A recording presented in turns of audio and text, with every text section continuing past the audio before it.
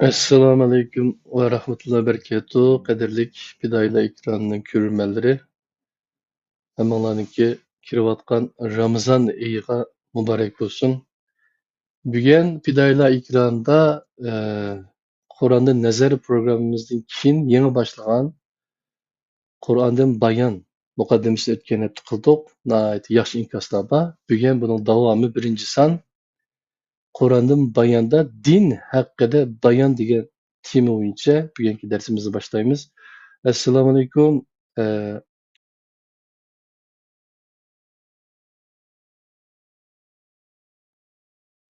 Aleykümselam. Allah'a şükür.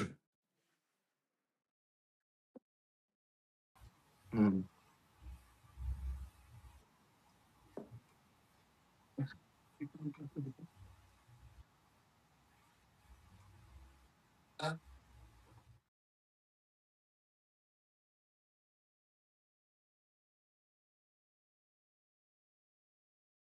har xil chiroy ifodalari, har xil muomala, ba'zilari nihoyat chin esilgan bu din degan narsaga. Yine ba'zilarimiz uningdan yiroq turishni o'ylagan. Bundaq bir kayfiyatlarimiz shu. Shunga biz oldi bilan din to'g'riliq, bu din zodi qanday bir nima? Allohninki bu Qur'on Karimda bizga ko'rsatgan dini zodi qaysi din? Bu to'g'riliq bizga bir tushuncha bergan bo'lsalar, qanday rahmat. Assalamu aleyküm. Dünyanın haqqası cayları görmətli qeyrindaşlar. Həmminlərin hər vaxt xeyirlik bolsun. Bugün şu dinler haqqında biraz toxtalımız. Belki.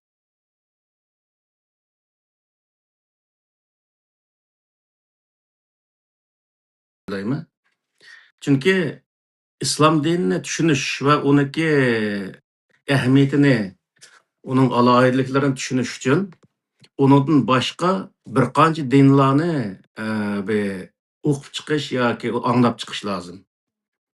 U vaqtda islom dinidagi alohidlikni, islom dinining prinsiplarini, uniki o'zi boshqa dinlarga nisbatan qandoq o'zi yaxshi, to'g'ri bir din ekanligini texim yaxshi tushungili bo'ldi.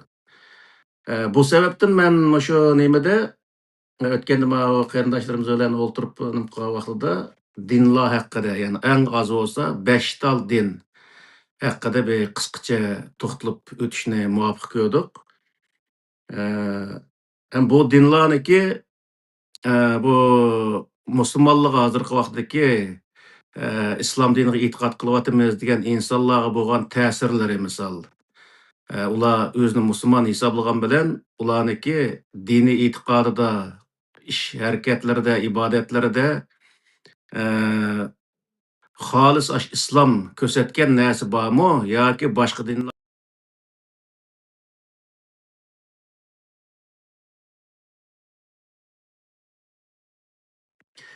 shu sababdan bu yerda masalan tarixda dinlar qandoq paydo bo'lgan, nima maqsad paydo qilgan u dinni paydo qilgan vaqtlarda, uniki asoslari nima, misol uniki insonlarga keltirgan foydasi va ziyni qanchalik deganga o'xshash, uniki e'tiqod tarafi, uniki prinsip insonlarni idora qilish tarafi va hokazo bo'lib bir qur mushu haqda kuchimizning yetishicha to'xtalamiz.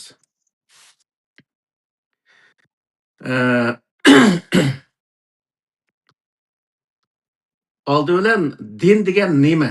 Misol, shu din degan nima degan vaqtning o'zidami nurg'un insonlar javob bera olmaydi. Din degan nima desa, Qur'onda bemincha oyatlarni, hadisda bemincha hadislarni o'qib, undan keyin uni tushuncha yurib ketadi. U narsa din degan kelimaga ham to'g'ri kelmaydi misolda. Shuning uchun bu din degan bir eg'iz kelimaniki tushunchisini ham bilish lozim. Din da'vosi qilayotgan odamlar bo'libmi, uni bilish lozim. Atalmış dinlar, yani tarixda o'tgan buddizm deymiz, nurg'unlagan shunga o'xshash hinduzm deymiz, shundoq dinlarniki nurg'unlari shu din qatoriga kirdi. Bu din tarixda ideologiyani asos qilgan bir narsa o'tirib chiqadi. Misol, hamma dinlarda Oniki asosi ideologiyani asos qilgan, e'tiqodni asos qilgan, ishonchni asos qilgan shunday bir din o'ttirib chiqdi misol. Shuning uchun buni tushundigan vaqtidami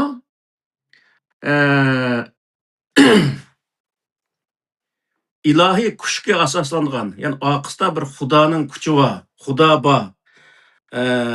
Xudoning kuchi bor holatda bir narsani tasavvur qilish orqali insonlarni ashnaqa ishontirish maqsad qilingan bir ijtimoiy bir ko'z qarash yoki bo'lmaydi ijtimoiy bir ideologiyadan iborat bu din degan kelima. Misolga, jamiyatda insonlarni kontrol qilish uchun mush ishni qilmasang Alloh andoq qiladi, andoq azoblaydi, ma ishni qilsang mandaq mukofot beradi degan o'zi narsalarni o'ttirib qo'yish orqali insonlarni ilohiy kuch bilan tahdid silish, qo'rqitish bedliga o'ttirib chiqargan bir ideologiyaning o'zini nima deydi degan vaqtida din deydi endi. Shu atalmish dinlarniki, dunyodagi nurg'unlagan dinlar asosan mana shu narsaning ustiga qurilgan. Shuning uchun bu yerda islom dini bilan odatda boshqa dinlarniki shu sohadagi farqi nihoyatda zo'r. Chunki islom dini ideologiyaning ustiga qurilgan emas, adolatning ustiga qurilgan. Boshqa dinlarning hammasi asosan ideologiyani birinchi asos qilgan, hamma narsani ideologiyaniki teshigini o'tkazadigan mundaq bir holatni shakllantirgan misol. Endi bu dinlar tarixda bir tangrilik va ko'p tangrilik deb ikki turga bo'lingan asosan. Nurg'un yerlarda misol ba'zi yerlarda bir tangri nim qismi, bir tangrilik dinning o'zini da'vo qismi, uning ostida kichik tangrilardan bir qancha tangrilar uniki xizmatini qildigan bundaq tangrilarniki bo'lganligi hisob qilindi. Ba'zan o'z dinlarda barobar holatda nurg'un tangrilar o'ttirg'a chiqdi misol. Shuning uchun bu butun dinlarni o'rtaq o'zi xuloslagan vaqtida bir tangrilik va ko'p tangrilik din deb shundaq o'zi ikki turga bo'lindi. Buniki bekaraq kona, misol shu burunqi islom diniga, musulmonlar islom diniga emas, musulmonlar hozirgi musulmonlarga ta'sir ko'rsatgan kona dinlardan bir qanchasi bor, misol hinduzm dini deymiz. Hinduzm dini deganning o'zi Hindiston yerim orlida maydonga kelgan din bo'lib, buning o'zi Tangriga ishonish, ya'ni Tangri koinotni yaratganlikka ishonish. Lekin koinotni yaratib bo'lgandan keyin u koinotdagi hech qanday bir ish bilan ishi yo'q u Tangriniki. U Tangri ishni qilib bo'ldi. Shuning bilan u pensiyaga chiqqan bir Tangri bo'ldi degan shunday qarashda bo'lgan bir din endi. Buniki pensiyaga chiqqan tarafini hisob qilmagan vaqtida islomniki shu Tangri koinotni yaratdi, uning tuzumlarini qo'ydi. Hozir insonlarniki yoki hech qanday bir dunyodagi maxluqotlar bilan Alloh taoloning hech qanday ish yo'q tarafi bilan uniki o'xshagan taraflari bor.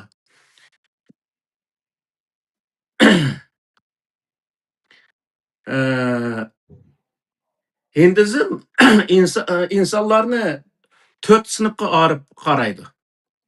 Misol yuqori sinf, uni 2-darajalik sinf, 3-darajalik sinf, 4-darajalik sinf qatorida shundaq o'zi qaraydi. 1-darajalik sinf nima degan vaqtida Brahman deydi uning o'zini. Brahman deganning o'zi asosan mollani asos qilgan sinfni ataydi. Mollalar shu vaqtida hokimiyatning beshida bo'lgan, butun o'z jamiyatni bosh qilgan shundaq bir tabiqa bo'lganligi uchun uni birinchi sinf insonlar deb qaraydi. Ikkinchisi qisharta degan o'zi sinf. Buningga amaldorlar kiradi. Askarlar, amaldorlar kiradi. Uchinchisining o'ziga vehiya degan o'zi sinf kiradi. Buning o'zida tijoratchilar, dehqonlar bu 3-sinfga kiradi. To'rtinchisi o'zi surda yoki suda deb qaraydi-ki, mushu 4 sinfga bo'lindi. Bu 4-chi sinfning o'zi chakala, madkala, qullar mushu 4-chi sinfga kiradi.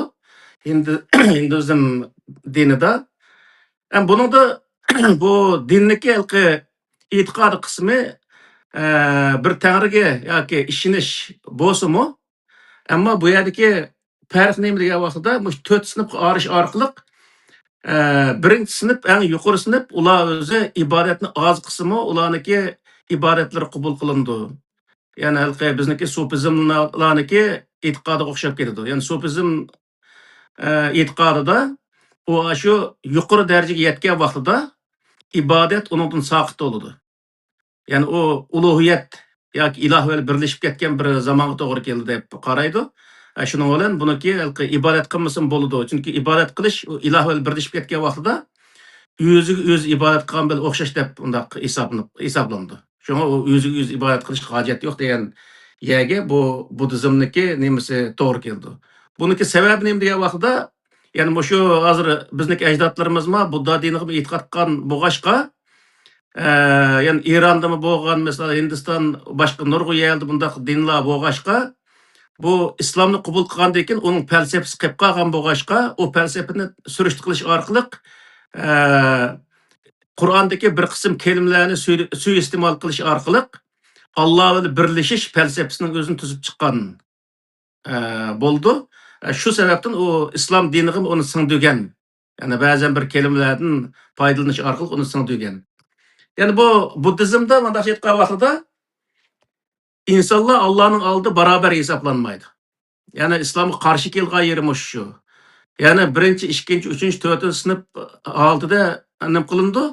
To'van sinfdagi yana 3-chi, 4-chi sinfdagilar yana 4-chi sinf 3-chi sinfga nisbatan, 3-chi sinf 2-chi sinfga nisbatan, 2-chi sinf 1-chi sinfga nisbatan ko'p ibodat qilish talab qilindi. Ko'p ibodat qilmasa, u qul bo'lgandan keyin uniki ibodatni qabul qilmaydi. Yoki tijoratchi, dehqon bo'lgandan keyin uniki ibodat qabul qilmaydi. Uning uchun u ko'p ibodat qilish kerak degan shundaq nimasi asosi ashunga turg'izilgan. Agar ashundaq bo'lmagan vaqtida ularni ibodat yo'l tutib turmasa, chunki ibodat deganda insonlarning beshini davomli mashg'ul qilib turish, hokimiyatni va boshqa narsani o'ylamaydigan bir holatga akilish uchun u ibodatning o'zini ashundaq ularniki ustiga yuklayotgan, ular davomli shu ibodat bilan mashg'ul bo'lavergandan keyin u hokimiyatni, boylikni yoki olmaydi boshqa bir diniy olim bo'lishni tasavvur qilmasdan ishlab shu yuqoridagi bir qism diniy parazitlarning o'zini beqish uchun ular shunday harakat qilgan gap. Uning uchun bu yerda bu buddizmniki nimasida to'van tabaqalarni davomli ezish, ekspluatatsiya qilish shu narsa nihoyatda ig'ir o'zi avjagan ham o'zi diniy belgilama qatorida nima qilingan, bekitib o'tilgan. İşte bir sual vardı. Budizm, zaten Hinduzmdan başladık, hozir Budizm. İkisidan farkı var mı? Ya, hozir Hinduzmda ketyapmiz-ku. Shu Budizm deb qoldi, shunga. Budizm deb qoldim-da, xato. Hinduzmda mana shundaq narsalar belgilangan. Ya'ni Hinduzmning o'zida insonlarni tabaqaga, ya'ni sinfga qaraydigan, yuqori to'van sinfga qaraydigan shundaq holatda nima qilinib o'tirib chiqqan din o'g'ashqa yuqori qatlamdagi insonlar davomli to'van qatlamdagi insonlarni kamsitilgan, ularning o'ziniki foydalanish manbasi qilib belgilab oldigan shundaq ishlar nihoyatda ig'ir bo'lgan shu vaqtda. Shuning uchun buniki Qur'oni Karimga bo'lib insonlikqa hech qanday to'g'ri kelmaydigan yerlari nihoyat ko'p bo'lgan. Bo'libmi insonlarni sinf qarish, masalan, hamma inson o'xshash degan narsadan olqib bu yerda o'z manfaati uchun o'ziniki asosini saqlab qolish uchun biz degan yuqori qatlamdagi odamlar deb o'tirib, o tövandagi insonlarning o'zi uningga faqat xizmat qilish uchun yaratilgan shunday qatorda o'zi muomala qilgan ishlar belgilangan.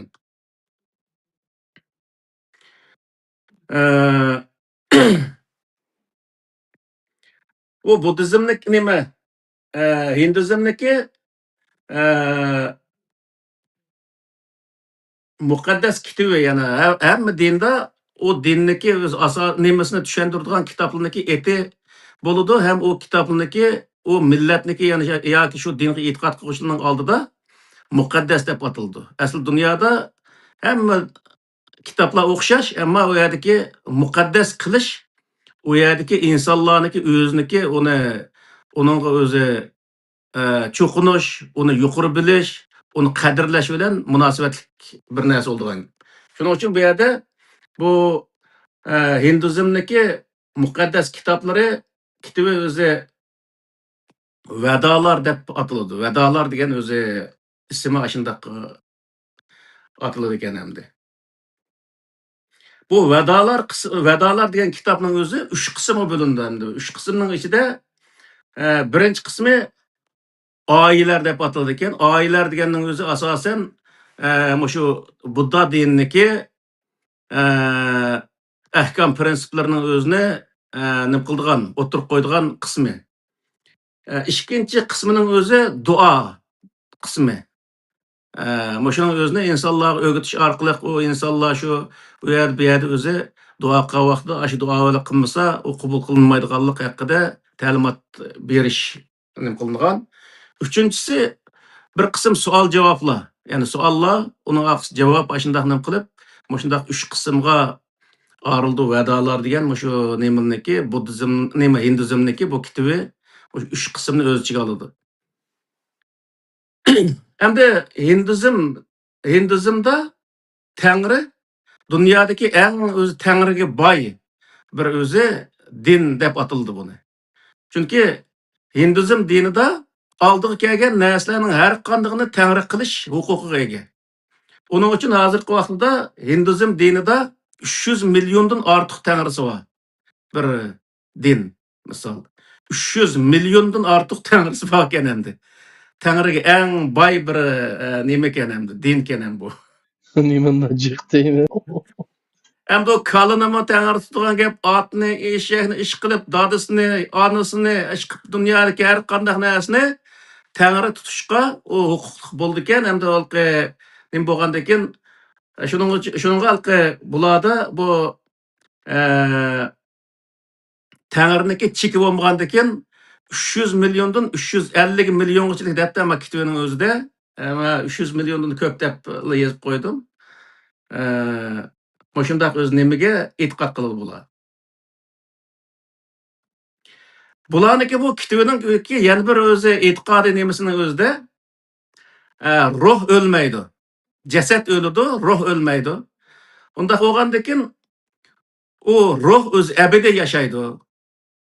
Yana birisi u ruh davomli dunyoga o'xshamagan badanlarda kelib turadi deb qaraydi. Masalan, bir odam o'lgan bo'lsa, shu odam o'lgan soatning o'zida bir bola tug'ilsa, u odamning ruhi shu bolaga kirish orqali dunyoga yangidan keladi deb qaraydi. Masalan, Dalay Lama'niki e'tiqodi mashtaqqa hozir vaqtda Dalay Lama o'lsa, shu vaqtda tug'ilgan bola Dalay Lama'ning ruhi o'l tug'ildi degan menda qarashda misolda.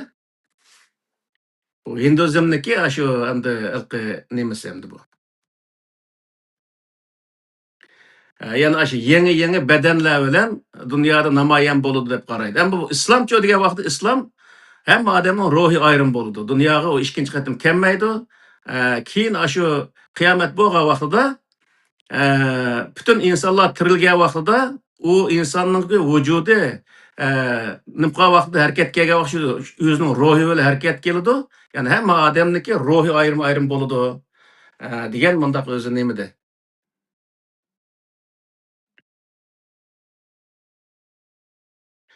Bularniki tangrisi ko'p bo'lg'achma bir qancha 2-3 tal tangrisiniki etni olib qo'ydim. Masalan, Brahman deydi ekan, Vishnu deydi ekan, Shiva deydi ekan. Buniki o'zi Brahman deganning o'zi yaratgan degan ma'noni bildirdi ekan, yaratquchi degan ma'noda. Vishnu deganning o'zi qo'g'dig'uchi. Shiva deganning o'zi halok qiluvchi, yo'q qiluvchi degan mundaq ma'noni bildirdi ekan. Shunga masalan, bu yerda mashina haydab ketib o'tib bu yerda mashinasi bu yerga tushib ketib odam saqib qolgan bo'lsa, meni Shiva qo'g'di deydigan mundaq narsa bilan Alloh saqladi deb biz deymiz-ku. Shuning o'rnida Shivani nim qildi ekan o'sha yerda eslaydi ekan endi. Agar bir yomonlik kelib qolsa, meni ashu nima Vishnu qo'ldi dedi. Shiva meni mundaq qildi. Shiva menga yomonlik qildi deb mundaq o'zi. Vishnu qo'g'dig'ichi Shivaning o'zi aloq qilg'ichi tangri bo'lganligi uchun mundaq ashu o'zini ziyon tortgan vaqtda Shivani eslab nim qilgan vaqtda paydo qilgan vaqtda yoki bir balodan qutulgan vaqtida ashu Vishnuni eslaydigan mundaq ishlar nimada Hinduzm dinida mushundaq o'zi nim bor ekan endi. Biz hamdalqi har holda mayli biz yomon bir nimada qalayli yoki yaxshi bir netinchilik qalayli, u vaqtda biz bu ishning o'zida nima deymiz degan vaqtda Xudo saqlab deymiz. Yoki bo'lmaydi, Xudodan kelgan narsaga hech qanday boshqa iloji yo'q degandek mundaq narsa bilan ko'nglimizni tasalli topqizamiz. Bularniki ko'ngil tasalli topqizgan narsalar mundaq ayrim ekan endi. Hollywood'un Terminator'da bir kino var. Şunda asas kahramanın ismi Shiva Shingirchu. Oh, To'g'ri. dünyani vayron qilgan. Endi Hinduzm e'tiqodida nima qilsang shuning netinchasini ko'rsa degan o'zi yaxshi bir ko'z qarashim bor ekan endi. Va Qur'onning o'zidami va allaysa lil insani illa ma sa'a degan oyat bor-ku. Inson nimani qilsa, nimaga tirishsa shunga yetadi degan. Demak bu dinlarniki ko'pincha yerlardagi bir qism o'xshashliklar bo'lardi endi. Bu yerda ammo bu dindagi shirk yoki bo'lmagan taraflarni Qur'on selishtirgan vaqtida mushundaq o'zi bir qism yerlari Qur'on to'g'ri kelmaydigan nimalari mavjud. Masalan, 300 milliondan ortiq tangrining bo'lishi bu Qur'onga tamoman zid keladigan narsa. Qur'onda faqat birla tangri bor. U koinotni shu tangri yaratgan va koinotdagi butun sistemalar shu tangriniki, ya'ni bir tangriniki qurgan sistemasi deb qaraldi. Xitoylardan bor o ko'z qarash shayu shambao, yu bao deb shu. Yaxshi qilsang yaxshicha, yomonlik qilsang yomonlikning nimasi ko'rsatadi. To'g'ri. Jazosi ko'rsatadi.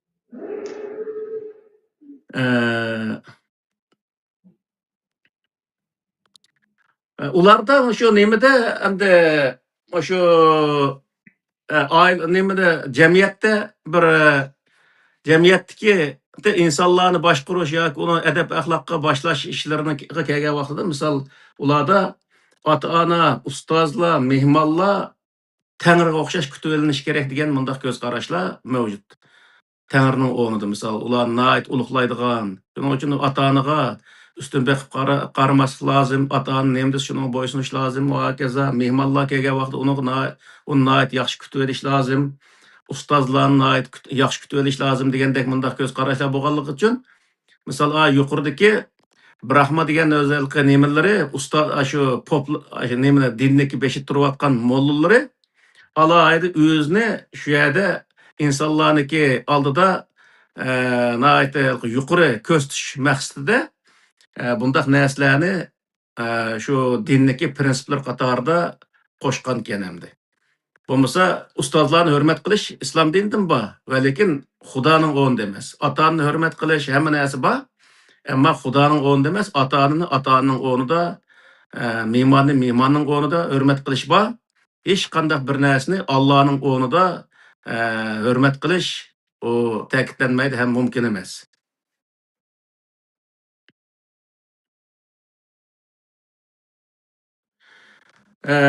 Ular ya'ni bu Hinduzmning o'zida koinotning oxiri yo'q deb qaraydi.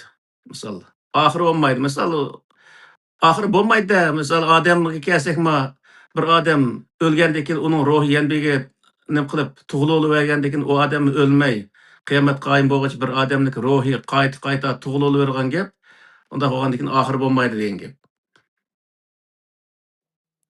Endi bu nimaniki Hinduzmniki ibodat qismiga kelgan vaqtda ibodat qilishga bo'ladi, lekin u ibodatning hech qanday shakli berilmagan. Ya'ni o'ltirib ibodat qilish kerak, o'rtirib ibodat qilish kerak degan bir narsa yo'q. Ham uniki o'rni bekitilmagan misolda maxsus shu ibodatxonaga berib ibodat qilmasa bo'lmaydi deydigan undaq belgilama mavjud emas. Ya'ni paloni vaqtida ibodat qilish kerak degan o'zi vaqti, makoni va shakli hech qanday narsa berilmagan.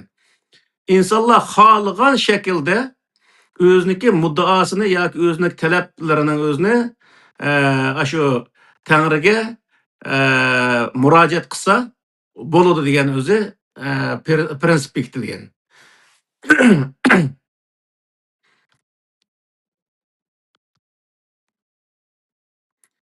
İbadetniki yana bir nemisi ibodat har odamniki shaxsiy ishi qatorida bekitilgan hinduzimda. Asla o kollektiv yoki bir jamoat shaklida ibodat qilish degan narsa yo'q. Yani jamoat shaklida qilishning o'zi asla o'zi u yerda ta'kidlanmagan ham o'zi uni belgilash bir belgilama bo'lmagan. Ya'ni bunda degan hamda o Tanrısı bilan u odamning o'rtasidagi ishi bo'lganligi uchun uni o'zi bir shakl yoki bir nemaga akilish yoki bo'lmaydi uning o'zini mandaq asosda o'zi qilsa degan mundaq bir belgilam chiqarish ishi aslo bo'lmagan ham uni shaxsiy ish qatorida belgilaganligi uchun u ibodat sababidan insonlar bir-biri bilan do'st dushmanlik banos qilishni tamoman cheklagan bu nimada buddizmda. Misol bir odam ibodat qiladigan, ibodat xumor bir odam bo'lsa, ibodat qilganligi sababidan ibodat qilmagan yana bir odamni sen ibodat qilmaydi ekansiz deb o'tirib dushman tutishning o'zi cheklangan. Yani undaq narsa bu nimada bu hinduzmda yo'q. Bu taraflar yana nimaga o'xshab ketdi desak bo'ladi hamda Qur'ondami ibodat sababidan, iymon sababidan bir odam bilan dushmanlashishni Qur'on cheklaydi misol. Bitirib yaxshi keldi. Şunu ispoy qilganda ular. Hech qandaq o'zi bundaq nima ibodat, e'tiqod sababidan bir odam bilan do'st dushmanlik chegarasini bekitish bu butunlay bu nimada hinduzmda cheklangan bir ish ekan endi. Ama hinduzmniki o kitoblar nihoyatda qalin bir kitob ekan. Ama o kitobning hammasini bu yerda nima qilgan bo'lsak oylarcha vaqt ketadi endi. Hinduzm qarta berilgan asosli ma'lumot mana mushunchalik endi. Buningda misol biznikimi shu nimada misol Uyg'urlarniki e'tiqod tarafidami hinduzmniki ma'lum darajada ta'siri bo'lgan. Misol Qur'onda endi ota-onaga hurmat qilish va kaza me'morligini nima qilish degan narsa uniki yo'li bilan bor endi. Lekin endi bu bizniki millatimizda biroz u texinbek yuqoriroq. Ota-ona garchi u bolaning o'zini xato bir yo'lga da'vat qilgan taqdirda u bolaning o'zi hech qanday gap qilmay turib u ota-onaga bo'ysunish o'xshash bunday narsalar bo'lmasa ota-onaniki urush va kaza nurg'unlagan huquqlari bor. Bunday bir narsalar bizda mavjud. Bu taraf hamda bu buddizmda qolib qolgan taraflar o'z kerak deb o'ylayman, chunki Uyg'urlarmi bir zamonlarda buddizm, yana hinduzm deydi, buddizmga yetib qoldimda. Shu buddizm zaten shu hinduzmniki qoldiqlaridan tarkib topgan bir narsa o'g'ashqa, bizdami shu narsa nihoyat eg'ir bo'lgan. Shunga bolalar bir yerda boshqacha bir ilm bor, ya'ni o'zini bilgan taqdirda ota-onasi nemini o'qidi, shuni o'qiydigan. Qas hunarni o'rgandisi shuni o'rgandigan misol. U bola o'zining qiziqishi degan narsa u mavjud emas. Ota-ona nemini o'rganish, nemini o'zi bilishga bo'risi shuning o'zini qilish bundaq bir narsa vazifa qilingan yoki shundaq o'zi bir yo'l bekitilgan.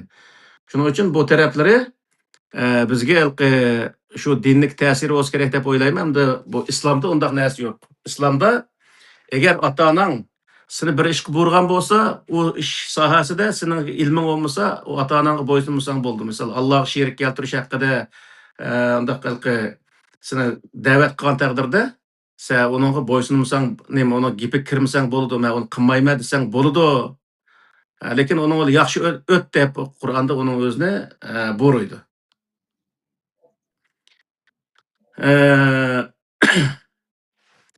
Bu nimaniki endi hinduzmniki nimasi mushunchalik endi. Buni kendi mazhablar kelgan vaqtda mazhab ham 3 mazhabga bo'lindi ekan endi. Shivochilik, Vishnochilik va nima deydi bu yerda?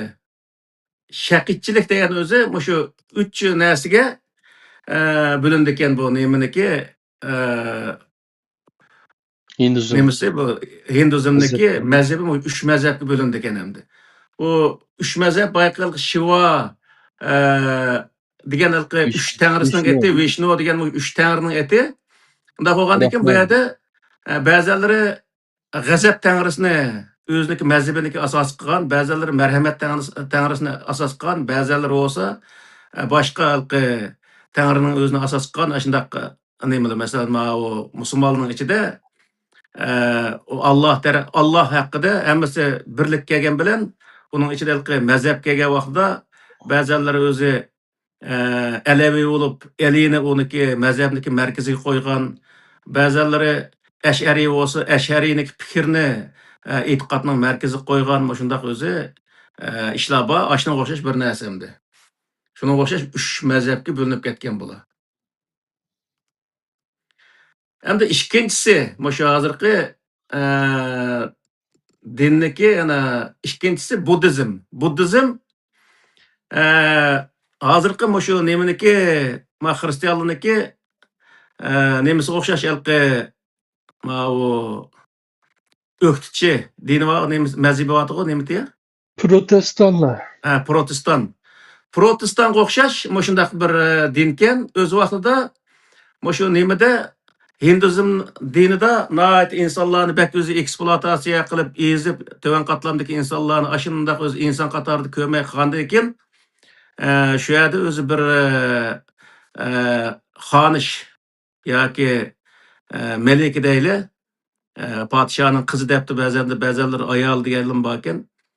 Shu qizi bo'lsa, shu qizi ashnaqa isyon ko'tarib, o'tirib chiqib, undan keyin 40 kun bir o'zi Buda degan bir daraxtning ostida o'tirib, o dindik xatoliklarning o'zini nim qilib, buniki to'g'ri tarafi ma'vo deb o'tirib, bir qancha o'zi nimaning o'zini moddalarni yezib, insonlarga tashviq qilgan.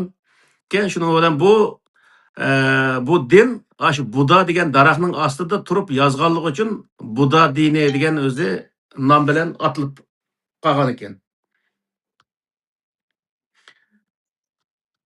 Buni o'zi buddizm hamda Buddha dinini tadqiq qilgan, Buddha dinini hamda nim qilgan insonlarga qartilgan narsa ham Buddha dini shunday bir din hamda. Bu shu Hinduzmga qarshi Hinduzmniki nurg'un boy deganga o'xshash insonlarga foydasiz yoki insonlarga ziyon soladigan taraflarining o'zini nihoyat qattiq o'zi qamchilagan shunday bir din ekan.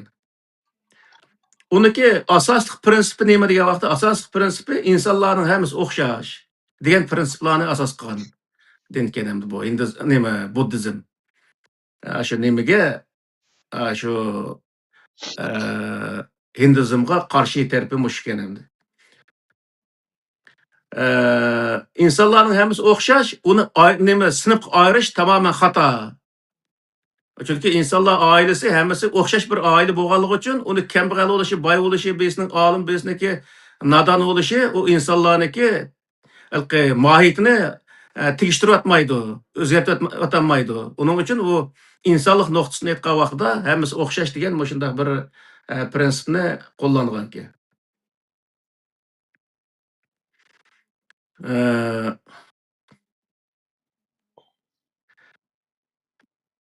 Buddizmniki maqsadi nima degan vaqtda maqsadi Hinduzmdagi qoida prinsiplarni yangilash va uningdagi nurg'un xatoliklarni tuzashdan iborat bo'lgan deb qaraydi. Uningda shu bir qancha misol buddizmniki paydo bo'lgan vaqti 5000 yildan oshib ketgan degan rivoyatlar bor ekan. Ma'u Hinduzmniki nima? Hinduzmniki. Buddizmniki degan vaqtda undan keyin bo'lg'ashqa bu halqi milodiydan 1,5 yil yoki 2000 yil burun paydo bo'lgan din ekan bu nima buddizm. Shunga buniki shu uzun muddat insonlarni ezgan, ayndaq sinib qarshi bir isyon ko'tarish xarakterlik bir din bo'lgan deb qaraydi. Buddizmda 3 narsaga ishonish maqsad qilindi. Ya'ni bu boy deganga o'xshash 5 deb o'tdik. Islom dinidan boshqa dinlarniki asosan hammasi nima degan vaqtda e'tiqodni asos qilgan. E'tiqod asosida bir narsaning o'zini o'ttirib chiqarganda, shuning uchun bu yerda 3 narsaga ishonish belgilangan. Birinchi Buddhaga ishonish. Buddha deganning o'zi Buddha deymiz, biz ham buni o'zi muhaqiq o'zi Buddha deb yozdi ekan hamda shu Buddhaga ishonish. Buddha deganning o'zi shu nimaniki daraxtning ostida 40 kun o'ltirib yozgan, shu din haqida yozgan narsaga shu kitobga deydi, shunga ishonishni asos qildi ekan. Ikkinchisi uni o'rgatgan insonlarga ishonish, mollaga ishonish degan gapda mana shu yerda. Üçüncü so'z o'tsa, uni ergashgan jamoatga ishonish. Ya'ni bu yerdagi narsa bir tarafdan nihoyat xato bir qarashdek bo'lsa-mu, lekin oraliqda bir ishonch paydo qilish tarafi hamda bir nima endi. Jamoat o'zaro bir-biriga ishonishning o'zimi bu yerda belgilangan bir moddaning birisi ekan endi. Bu tarafi hamda bir nima endi. Ularniki mana buddizmniki vasita qilgan, ya'ni shu Tangri bilan o'zining orasiga vasita qilgan narsa nima degan vaqtda Himayana, Mahayana, Mihtrayana degan o'zi 3 narsaning o'zini vasita qilgan ekan. Himayana deganning o'zi cho'ng vasita deb ataldi ekan. Bu o'sha Himalaya teg'idan elingan degan rivoyatlar bor ekan uningda. Chunki tog' hamda insonlarda Xudo biz ota-onamiz bo'lsa, shu ota-onamizniki kichik vaqtlarimizda misol bir yerga olsak, o'zimiz yolg'iz olsak, qo'rqqan bilan ota-onamizniki endi mangan vaqtida meni yenimda ota-onam bor, aqamni meni himoya qilib turgan deb qo'rqmay manganga o'xshash insonlar taqqa o'xshash shunday narsalarni o'ziniki himoyachisi qatorida undaq tasvirlagan yerlari mavjud ekan. Shuning uchun bu yerda himoyaning o'zini cho'ng vasita, ya'ni Tangri bilan o'zining orasidagi cho'ng vasita, Mahayananing o'zida kichik vasita, Mihtrayananing o'zini olmas vasita degan, bu nihoyat o'tkir bir vasita degan ma'noni bildirdi ekan. Shundaq o'zi nima buniki shundaq vasitalar borki, bu mazhab qatoridagi narsalar ekan, yana o'sha 3 mazhabning ichida yana mandaq bir mazhablar mavjud ekan. Shuning uchun bu yerda bu bizniki islom dinida Alloh bilan insonlarning orasiga vasita paydo qilishning o'zi nereden paydo bo'lgan degan vaqtda ajdodlarimiz, ya'ni arablarning ajdodi shundaq, Budda diniga ishongan, butlarga ishongan bunday bir zamonlar bo'lg'ashqa, davomli o'zi Alloh bilan o'zining orasiga bir vasita paydo qilib, shu vasita orqali Allohga yetkazish yo'llarini tutgan. Misol Qur'onda nurg'u yerda ular o'zi Allohning tövündeki narsalarga cho'qinadi. Nima uchun degan vaqtda u bizni Parvardigorimizga yaqin qiladi degan maqsadda cho'qinadi. Liyuqarribuna ilayhi zulfa degan ibora bor Qur'onda. Bizni shu Allohga biroz bo'lsin yaqinlashtirdi degan maqsadda shu nima orliqdagi vositalarga cho'qindi degan o'z Qur'oni Karimda shu narsalar bor, shunday oyatlar bor. Bu nereden paydo bo'lgan degan vaqtda shu Budda diniga her qanday dinga ishonganlarniki qoldiqlari, ya'ni bizda bir narsa bor, misol bir kambag'al vaqtida bir kiyimlarni kiyib qolgan bo'lsak, undan keyin men Hekimbek G'o'ji deb G'o'jida o'tgan odam o'xshaydi, shuniki bir hikoyasini olgan.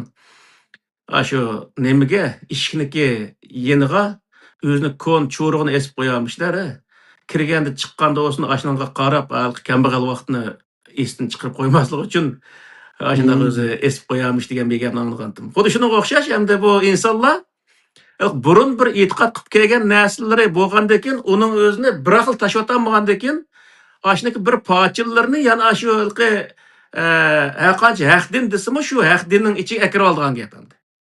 Kirib olish orqali uni vasita qilib, undan keyin o'zi misol biznikida olimlarni vasita qilish, mujohidlarni vasita qilish, qorilarni vasita qilish, payg'ambarni vasita qilish, misolda sahobalarni vasita qilish, shularniki nemis orqali shafaat orqali Allohniki marhamatiga erishishdan iborat shundoq vosita qilish ishlari mavjud bo'lganda, bularning hammasi nerdan paydo bo'lgan degan vaqtida, mush burunqi dinlardagi shundoq vositalarni qo'llanib keladigan dinlarga e'tiqod qilib kelgan bo'lg'achqa, ajdodlarimiz u biroqlikin tashlatolmay uning o'zini ayndaq xalqi orliqqa, xudo bilan u o'zining orliqqa ayndaq vosita qilib uning o'zini ayndaq cho'qinib kelgan ishlari bo'lgan. Shuning uchun bu vosita tanlash, vosita qilish masalasining hammasi yana burunqi dinlar bilan munosabatli degan gap. Masalan, odatda hozirgi vaqtda Uyg'urlarning ichida to'y qilsa, qizning o'zi to'y qilib kelgan kelin kelgan vaqtda to'yni ko'chirib kelgandan keyin uni o'tni chigiltirgan, o'tni otiltirgan, biz to'y qilgan vaqtida misol o'tni otiltirgan ishlar bo'lgan, netchini ko'yniga o't tushib qolib, aynan bir qiziq voqealikmi bo'lgan endi. Demak, bu yerdagi narsa nima bo'lsa, shu o'tnik o'zimi shu vaqtda shaman diniga e'tiqod qilib kelgan Uyg'urlar bo'lgandan keyin uni boshqa bir maqsadda bu kuyov bilan kelinninki o'rtasida bir mehr-muhabbatni yoki ko'ngilni istidi degandek mundaq bir har xil ma'nolarni aytib, chiroyli bir ma'no berib uningga shu nimaga, masalan shu qoidaning ichiga akirib olgan, u qoidani tashlamay mundaq kelikda. Ama o bir tarafdan Xudoga sherik keltirish niyatida bo'lmasa, uniki hech qanday bizga ziyon tarafi bo'lmaydi. Ammo sherik qilish tarafi bo'lib qolsa, u vaqtda xato bo'lgan bo'ldi.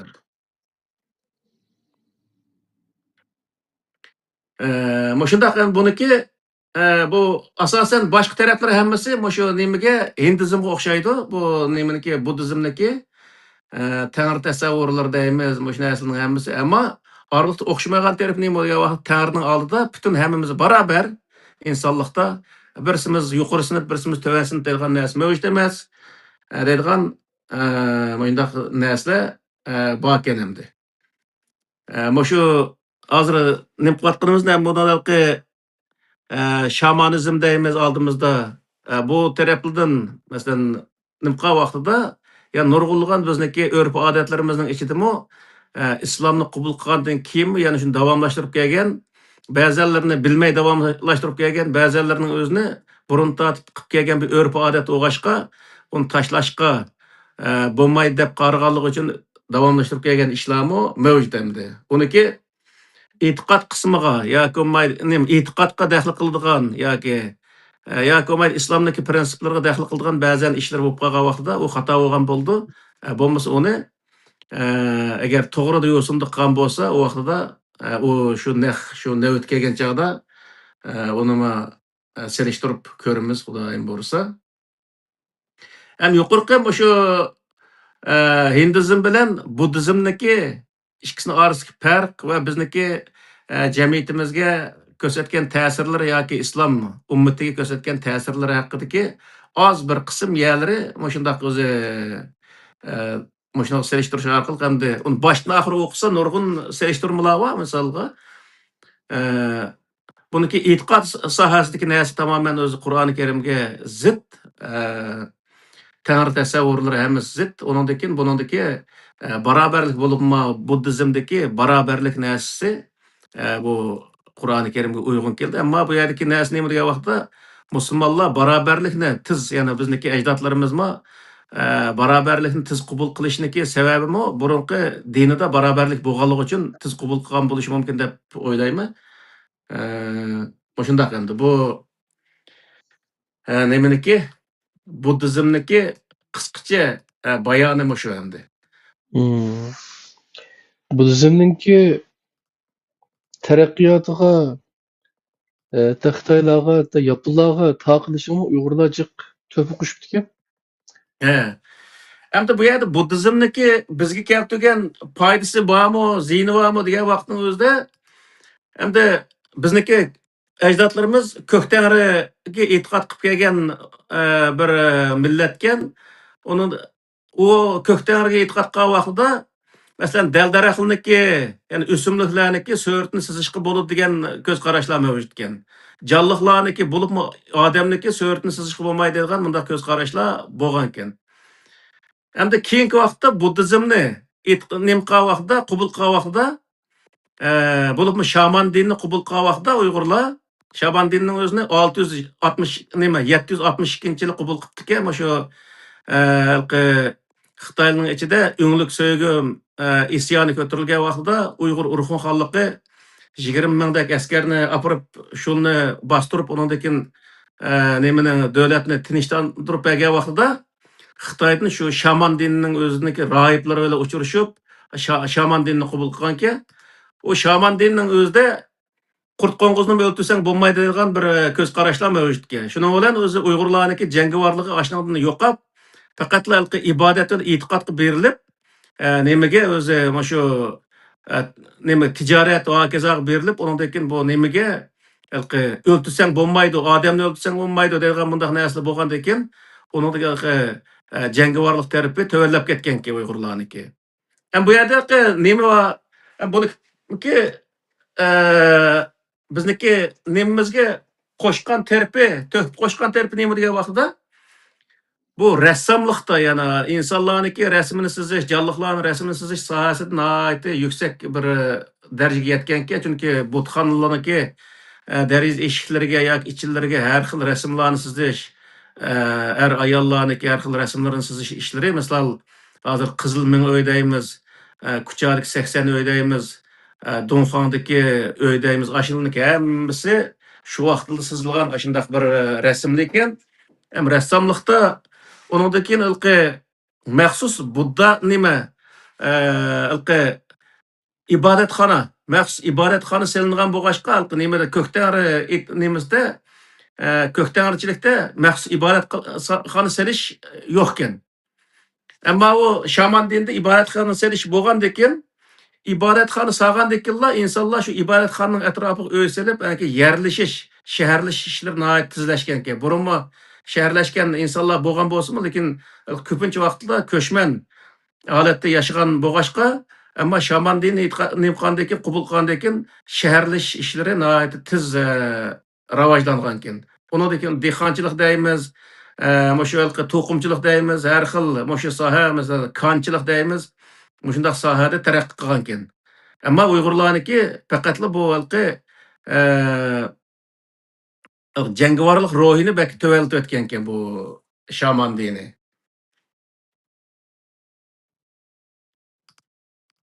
Zaten Xitoydan o'rgangan narsa bizga foyda bermagan ekan bu tarixdan buyon. Endi bu dinniki hozir endi uchinchisi Taoizm. Taoizm bu Xitoyniki din ekan, ham Xitoylar burundan tortib e'tiqod qilib kelgan bir din ekan. Taoizm deganning o'zi bir yo'l, Tao deganning o'zi bir yo'l degan ma'noni bildirdi ekan. Xitoycha Dao deydi-chu. Dao Jiao. Dao degani shu yo'l shu. Uni mana o'zgarib Tao deb qo'yganda. Ham buning o'zi nima turkcha narsani o'qigan bo'lg'achqa bu nima arabcha, turkcha narsani o'qigan bo'lg'achqa buningda Xitoychani o'zgartirib talaffuz qildi bular.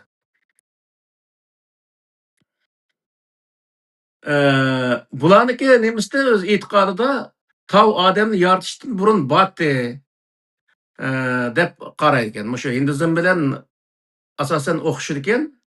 Tao deganning yo'l degan narsa bo'lgandan keyin sistema degan ma'noga to'g'ri keldi ekan. Bu insonni yaratishdan burun botdi deydi ekan. Bu Taoizmda masalan yin yang degan ikki bir narsa mavjud ekan. Bu yin degan qarama-qarshi degan bir yaxshilik, yomonlik degan bundaq bir ma'noni o'z ichiga olgan narsa ekan. Yaxshilik qilsang yaxshilikqa erishsa, yomonlik qilsang yomonlikqa degandek bundaq ma'noni o'zi ishlatilgan ekan endi.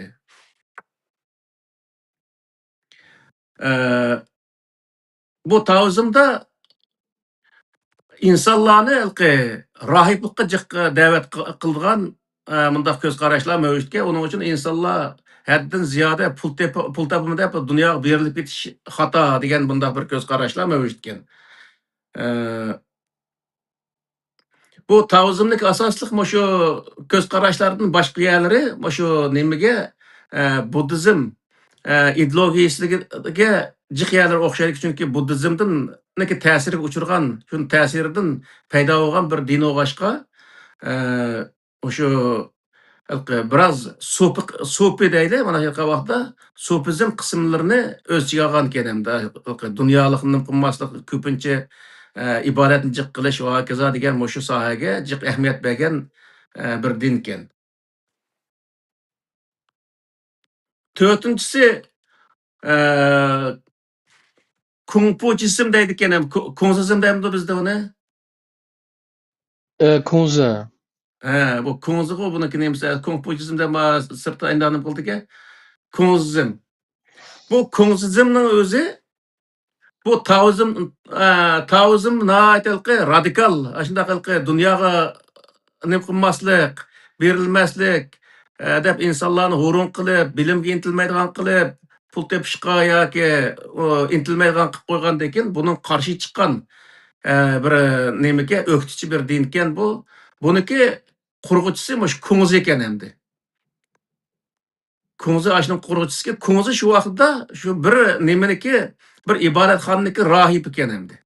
U biroz falsafachi ekan. Buniki ko'z qarashida, bu Kunzning ko'z qarashida payg'ambarlardan buniki eng xalqliq yeri. Payg'ambarlardan insonlarga payg'ambarlardan nima o'zi shu nima faylasuflar bekaraq muhim deb qaragan yerlar bor ekan endi. Payg'ambarlarniki insonlarga bo'lgan insonlarga kerak bo'lishidan faylasuflarniki bekaraq o'zi nima insonlarga bekaraq foyda yetkazadi degan mundaq o'zi ko'z qarash mavjud ekan.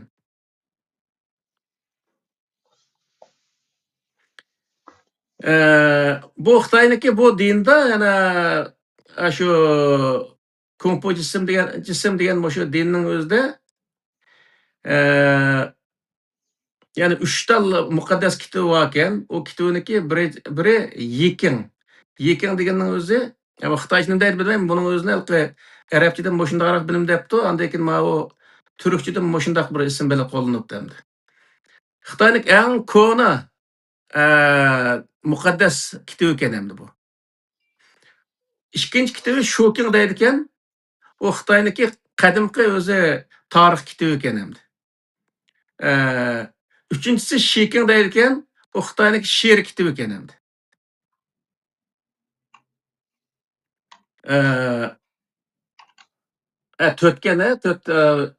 To'rtinchisi Shunking deydi ekan. Buning o'zi bahor va kuz faslini tasvirlaydigan bir kitob ekan. Shu 4 kitob o'zi Xitoyniki muqaddas kitob deb qaraladigan ayndaq kitob ekan. Diniy kitob ekan. Yana Kunzniki zamondan boshlab shundaq nim qilgan kitob ekan. Kunzniki yana bir o'zi nemisi ko'z qarashi bu payg'ambarligi yana bir odamga Alloh undaq payg'ambar osmondan bir narsa tushirib, bir vahiy tushirib, bir narsa qilgan emas degandek ko'z qarashlarmi mavjud ekan. Shunday ko'z qarashlarım bo'lgan degan narsalar bor ekan endi. Lekin o nemisida shu prinsipida bu nima deydi degan vaqtda yana insonlarga payg'ambarlardan shu faylasuflar bekaraq o'zi keraklik deb qaragan yerlar bor ekan. Shu vaqtdan tortib bu dinga qarshi sharafsizlik ekanda bu nimalar Xitoyda.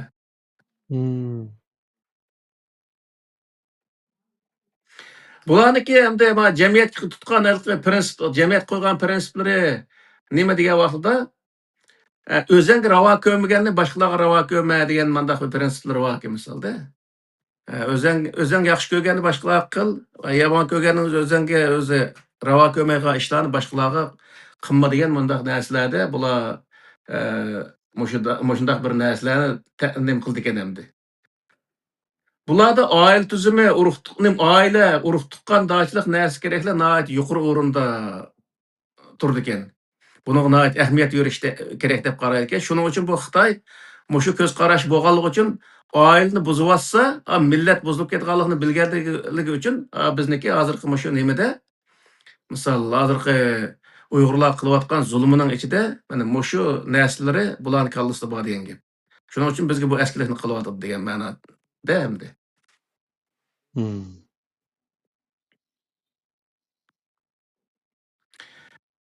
Ondan keyin 5-chi dinning o'zini deb atay 3-4 qurgan buning o'zi Shintoizm bu yapınlıqlarniki din ekan. Shintoizm asosan Taoizm bilan mushu Xitoyniki mushu nima Kungzi, ya'ni Konfutsiyizm degan mushu ikki dinniki ta'sirga uchragan bir din ekan. Bumi o'zi shundoq ko'p tangrilik bir din ekan hamda maxsus bir tal masalan oyni, yulduzni, kunni va har xil narsalarni tangri tutgan shundoq ishlar bo'lgan ekan. Bir qabila misol shu kunni nima qildigan tangri deb hisoblagan bir qabila keyingi vaqtda shu hokimiyat beshiga chiqqandan keyin butun qabilalarning hammasini shu kunga ishindigan holatga kelib hozirgi vaqtdagi shu yapınlıqlarniki bayrog'idagi kunning suratlarimi shuningdek qilib qolgan narsalar ekan. Bo'lmasa aslida bular ko'p tangriga e'tiqod qiladi ekan, keyin shundoq birsiga majburlangan ekan shu hokimiyatniki sababi bilan. Ularniki ibodat qilishibdi degan vaqtda ibodatlari maxsus bir qalbda qalbga keltirilmagan masalan maxsus mandoq qilsa yoki ruku qilsa yo sajda qilsa yoki o'ltirib duo qilsa yo o'rtirib duo qilsa degan bundoq bir narsa aslo mavjud emas ekan. Xohlagan vaqtda, xohlagan shaklda, xohlagan o'zi yerda ko'ngliga kelgan vaqtda duo qilib, shu yerda o'zi Allohga sig'inishga bo'ladiki, buni o'zini ibodat deb qaraydi ekan. Ammo bu ibodatni shu nimaga o'xshash, shu Hinduzm, shu Buddizm, shularniki nimasiga o'xshashlar, bu shaxsiy, har odamning shaxsiy ishi deb qaraydi ekan. Uning bilan do'st dushman belgilash ishlari tamoman o'zi cheklangan ekan. Mana bu hozir shu 5 tal dinniki ham o'zimiznikini manch dedik, ammo buni maxsus to'xtalamiz. Bu ko'k tangri deymiz, hokazo deymiz, mush sohada bir to'xtalamiz. Navbat kelgan vaqtda hozir shu 5 tal dinniki nimasi mana shu qisqacha e'tiqodi, ibodat va insonlarga nima qilish o'zi insonlarni idora qilish jarayonlari shundoq ekan endi. Buniki yuqori deganga o'xshash bu dinlarning hammasiniki bir ilohga tutashtirilgan, ya'ni ilohiy kuchga qarta nima qilingan bir tarafining bo'lishining sababi nima degan vaqtda ular davomli shu ilohdan insonlarni qo'rqitish orqali idora qilishni maqsad qilgan ekan. Masalan, sen agar ani qilmasang jahannam kirsa, mani qilsang sen jannat kirsa, mani qilsang sen qog'ishni olasan, mani qilsang ani qilsa, mani qilsa degandek nurg'unlagan shunday ideologiya jihat qo'rqitish orqali uni idora qilish maqsad qilingan.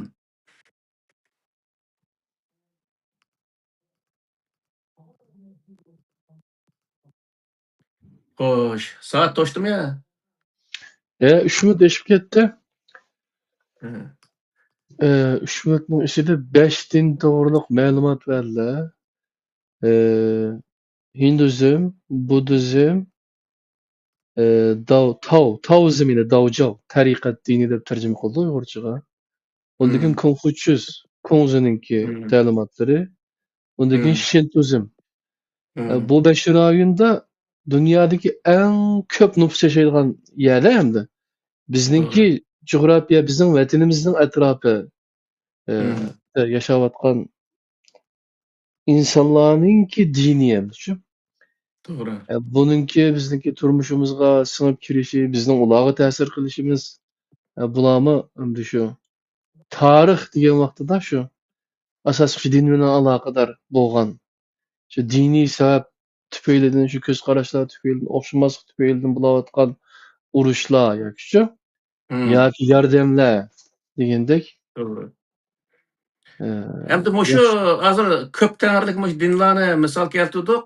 Shu Yaponiyadagi hozirgi eng oxirgi nimaning o'zini shuning o'zida misol shu hammasini bir kun tangriga cho'qindigan holatga akilish uchun yomon jiq odam o'ltirilgan ekan shu vaqtning o'zida. Chunki unga ishonmaganlarni e'tiqod sababidan dushman hisoblab bunday o'ltirgan ishlar mavjud ekan. Bizniki shu ajdodlarimizda misol Beroni bizniki nemizdagi ulug' olimimiz O'zbekiston territoriyasida nimqan odam. Shu G'aznaviylar sultonligi zamonasida Hindistonga safar qilgan ekan, o'shaga berib u dinlar to'g'riliq nim qilib nurg'unlagan falsafa islom falsafasining ichida bu Hind falsafasi alohida o'rin turdi.